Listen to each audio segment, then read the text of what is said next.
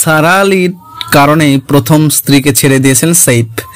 বর্তমানে সৈফ আলী খান বলিউড দুনিয়ায় একটা বড় নাম হয়ে উঠেছেন। শুধুমাত্র একটা দুটো নয়, প্রচুর বলিউডের হিট সিনেমার সৈফ আলী খানের অভিনয় নজর কেড়েছে। একাধিক সুপার হিট সিনেমার মাধ্যমে পুরো বলি দুনিয়াকে নিজের দেওয়াল করে তুলেছিলেন সৈফ আলী খান।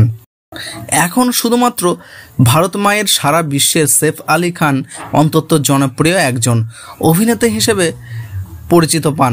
তার কাছে পয়সার কোনো কমতি নেই। শুধুমাত্র অভিনয় নয়, তার বাবা ছিলেন বিরাট বড় জমিদার, তাই তাদের কাছে অগাধ সম্পত্তি রয়েছে। তবে সৈফ আলী খান বর্তমানে সোশ্যাল মিডিয়াতে বেশ চর্চার মধ্যে রয়েছেন তার কন্যার জন্য। সৈফ আলী খানের কন্যা নিজেও বলিউড দুনিয়ায় বেশ জনপ্রিয় হয়ে উঠেছেন। সুশান্ত সিং রাজপুতের সঙ্গে প্রথম সিনেমায় অভিনয় করার পর থেকেই সারা আলী খান তার অভিনয় দক্ষতার জন্য প্রশংসা কুড়িয়েছেন সকলে।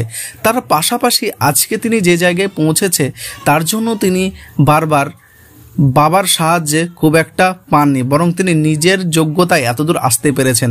তবে সম্প্রতি শোনা যাচ্ছে তার কন্যা সারা আলী খানের জন্যই নাকি নিজের প্রথম স্ত্রী অমৃতা সিংকে তিনি ডিভোর্স করতে বাধ্য হয়েছিলেন অভিনেতা সৈফ আলী খান।